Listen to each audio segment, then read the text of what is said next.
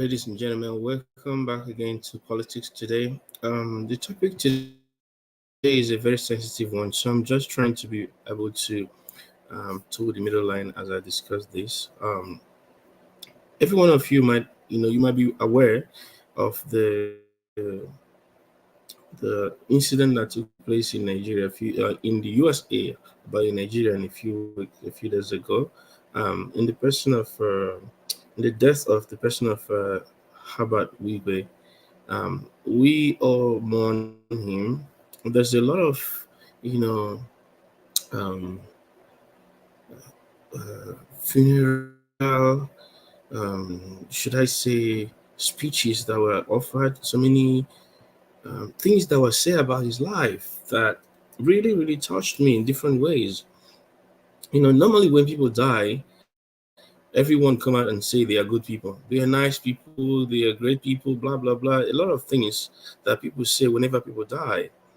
And so sometimes I make a joke, like when people start telling me some good things about me, I ask them, jokingly, I ask them if they heard I was gonna die or if they heard that I've died. Because this is how people normally reserve these things until people die and come out and start telling you great things about them. But I think something about Wigwe that is different is that the class of people that he touched, it was across board. It's difficult to see people doing this in this time and age that are not tooting their own horn. They are not, blowing their own trumpets to say, "Hey, see me! I've done this. I've done that." Right. The first time I actually saw a video of this guy was, maybe I heard about him, in relation with Access Bank before, but I didn't really pay attention to him. The first time an attention was drawn to him was when I saw him talking about the school that he was building, and how he was promising his people that this is their own. Not his own, but that the school belongs to the people of his. And I started seeing other things about him. This thing with algorithm. Once you watch something, it starts getting similar things. So I was really impressed, hearing Sanusi talk about him, what he did for Sanusi, the friendship they built. I say this all the time that there are about 5 tribes in Nigeria. There is the Igbos, the Hausas, the Yorubas, the political tribe, and the rich tribe. Because the rich tribe, they don't care about your other tribes. You're just the same. And in the political class, they don't care when they share their loot.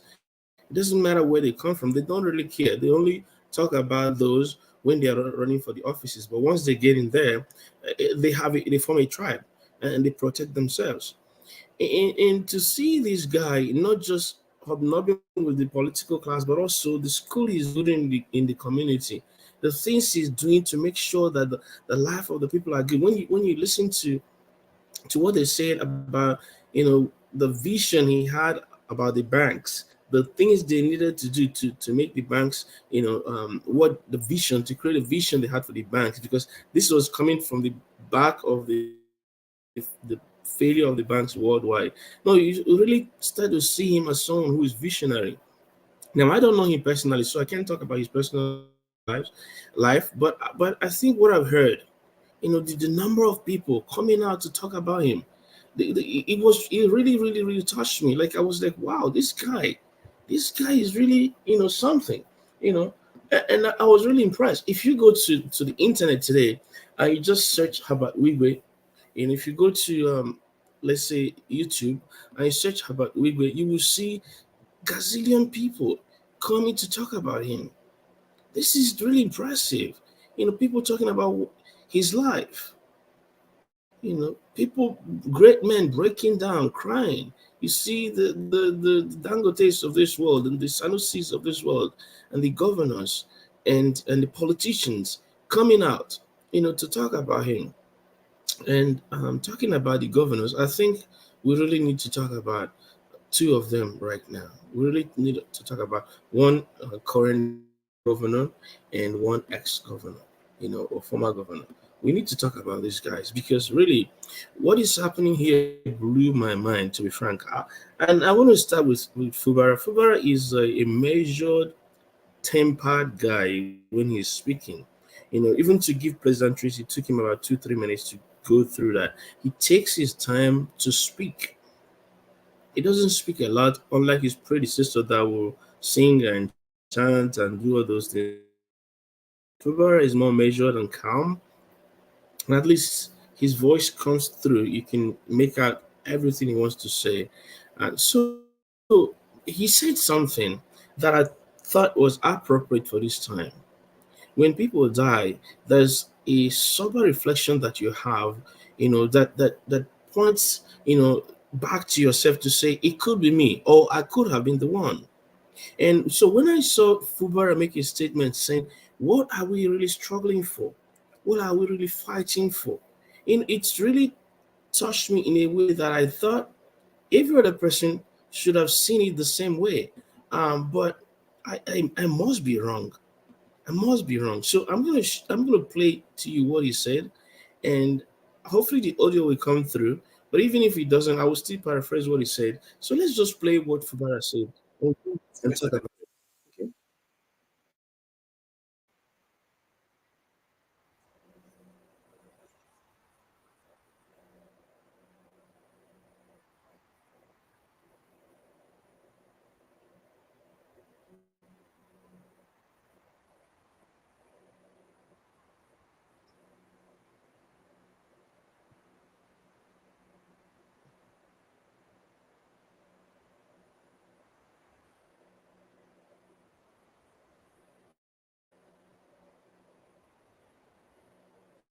All right. So I'm gonna stop this here. So he says this statement goes to our political class. What are we really struggling about?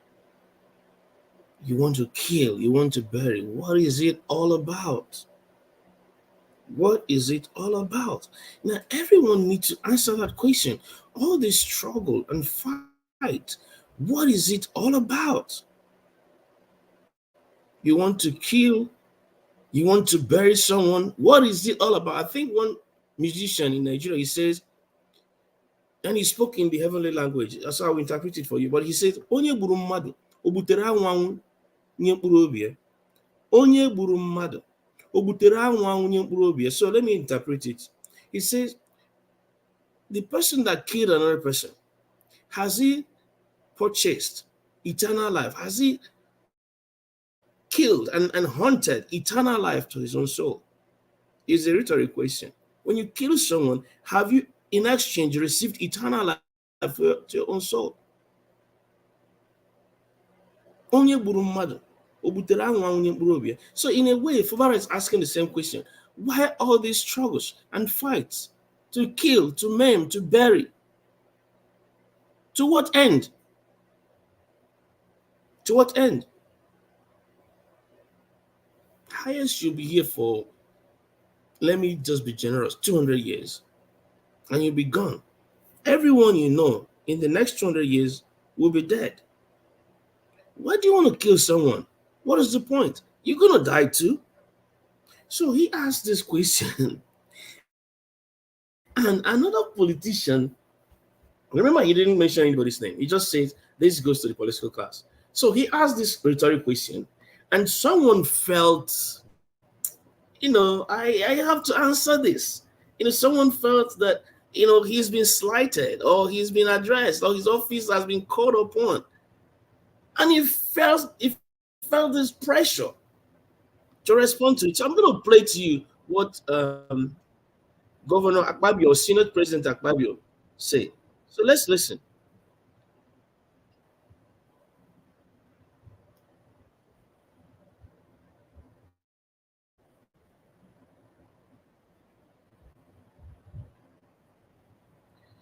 Okay, let's just pause now, because I don't. When people start talking and they start lying right away, they struggle. And then he says, "We're not talking politics," and then he goes in to tell you how he was approaching someone who was still in office to take the person's office and say, "Don't risk impeachment, just leave office." You're not even the deputy. I don't even know how this works. You're not a deputy governor. You're not a governor.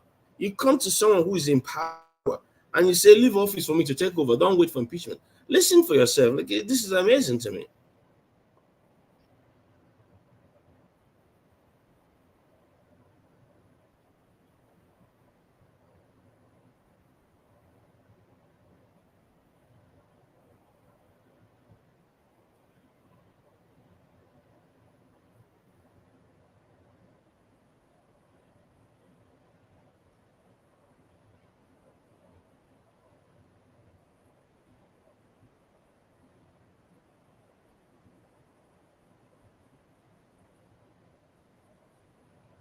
All right. So he goes to this guy who is in office. He's trying to take the guy's office.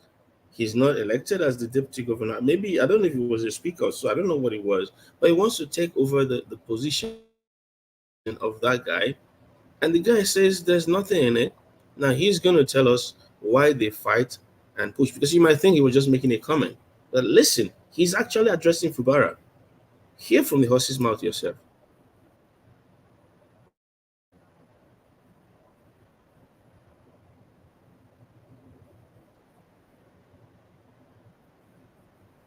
Okay. So I'm not going to waste much time on this because this is just ridiculous. In all levels, this is ridiculous. I mean, if this guy has children or friends, they should tell him. You don't have to speak all the time you have a microphone before you. You don't have to speak. From sending prayer to our mailboxes to telling us that from unverified source that governors receive billions of naira to now this. This is why you struggle. This is why you kill, because this is an indictment, self-indictment. That the reason you struggle and kill and bury is because there's something in it for you. Because if you're coming to serve, if you're coming to serve, you don't kill to serve. Just think about it. They claim that they are servants to the people. If you're coming to serve someone and the person says, there's no vacancy here, don't serve me, time out. Do you have to kill him and bury him? There are two of you that are going to look for that job to serve, or three or more people. And the people says, we want this one to serve us. You kill the one, you bury the one that the people want, just so that you can be the one that will serve them. Is it by fire, by force? These things are ridiculous. Like I thought I was gonna make a video about Igwe. Maybe I'll still make a video. I'm not sure. But the stories about his life touched me. In fact, I'll just segue here just in case I don't get to make that video. But I was just asking myself, are there people on this earth that when my roll call is called, that they would say, I encountered this guy and he touched my life differently and made my life better. Yeah, I'm not saying everybody, because nobody can please everybody and nobody can solve all the problems, but are there some problems that people can say, at least he helped us to make it a little bit lighter? I some loads, some weight that people are carrying that have encountered me that would say he helped us to make it a little bit lighter. Ask yourself that question. You can't solve all the problems. You can't answer all questions, and you can't carry all the loads. But can you make it a little bit lighter for someone? I was speaking to someone just earlier this week about this. We're just talking, and the person does a particular thing I said or did, and the person said, "Why do you do that?" And I say, I do it so that when I meet people on my way, either up or down, even if I don't see them again, I want that. Even if I don't see them again for a long time, I want that when I see them again, it will be that they are better off at that time than when we first met. And this has been my lifelong goal. I try. I'm not claiming that I make it happen all the time, but I try that when people encounter me, that after that, their lives are a little bit better than it was when we first met. This is my goal. This is my desire. This is my push in life, to make someone's life a little bit better than we met. I hope that is your goal too. I hope that is your goal. And when it comes to politics, don't kill anyone. Don't put anyone down. Put your best foot forward to serve the people, to win the confidence of the people. And if the people say no, let it be. Like what is happening in Nigeria right now, the people voted, INEC selected, and we see the results. We live with it. We know what we campaigned for, we know what we voted for, but INEC had a different plan. We are all living with it. People are dying trying to buy rice cheaper. People are looting houses, looting trucks, doing all kinds of evil. And we hear from politicians, they are trying to give us palliatives. to alleviate the poverty, the pain, and the hunger and the hardship. If you sum up everything they've spent so far trying to solve this problem, isn't it worth it to leave subsidy alone? Just a rhetorical question. I'm not saying I didn't know, I don't have the numbers. I'm not P2B because he will give you the numbers right away. But can someone punch the calculator and tell us all the monies they've given to governors, they've given to themselves for hardship allowance? You know that the senators, they get hardship allowance, and the members of the House and the House of Reps, they give themselves hardship allowances. All the money they've given to themselves as hardship allowances, and the money they've given to the governors, and all the palliatives and everything, when you sum them together, plus, in government, so if they're giving you anything, just look at that thing as 10% of what they're going to spend, because there is another 90% in administration to administer whatever they're giving to you. There's a huge percentage. Let me not say 90%, but there's a huge percentage, a bigger amount of what they've announced to you will be used to administer that to you. That's government. And that's what some people are fighting. That's what Alex Otti is fighting. And P2B fought in Anambra State when he was governor, to make the government lean. These guys, the overhead is just too much. So all these things they're giving, the amount they used to disburse it or to deliver it to the people is much more than they're giving. So if they summed it together, and if they got their act together and say, this subsidy, it's actually supposed to be 50% of what you guys are telling us. Now, I'm going to just pretend that was subsidy, because the guys that were supposed to receive the subsidy came out and said, we received nothing. There was nothing like subsidy, but let's just pretend it was there. So if you do the right thing and say, okay, 50% of what we claim was the actual subsidy, and then you keep it in place, fuels will still be sold at less than 200 naira. So people will be saving 400 naira each time. Transportation will be lower. The cost of goods in the market will be lower, because when you compare May 2023, May 29th, and May 30th, 2023, is night and day. I'll make another video where I show you the plot of how Naira has performed against dollar over time from, let's say, 2005 to date. You will see the ridiculousness of it. Things were going smoothly. It wanted to go bad, and Osinbajo came and put a bottom, so it didn't go that bad. It was hovered around 500 for a long time, and then all of a sudden, from 2023 to now, it is at 2,000 naira, which is ridiculous. So I'm going to stop so far. Please like, share, subscribe, comment. Let's know your take on this, and please remain relevant and stay alive. Whatever you do, someone said it. I'm not just borrowing from him or from her. Whatever you do, stay alive. Don't die.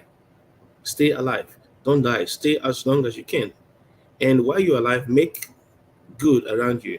Make peace with people around you and with your creator as well, because the role could be called on you anytime, or on me, or any of us at any time. And make sure that, because that's the most important one. When you go to answer, you answer present. Right? All right. Again, yours truly, number one unofficial spokesperson or number one unofficial interpreter of everybody. We have just interpreted for Governor Fubara and Senator Godswill Akpabio. All right. God bless you. Share, like, subscribe, comment. Let's see you on the other side. Okay. Bye-bye.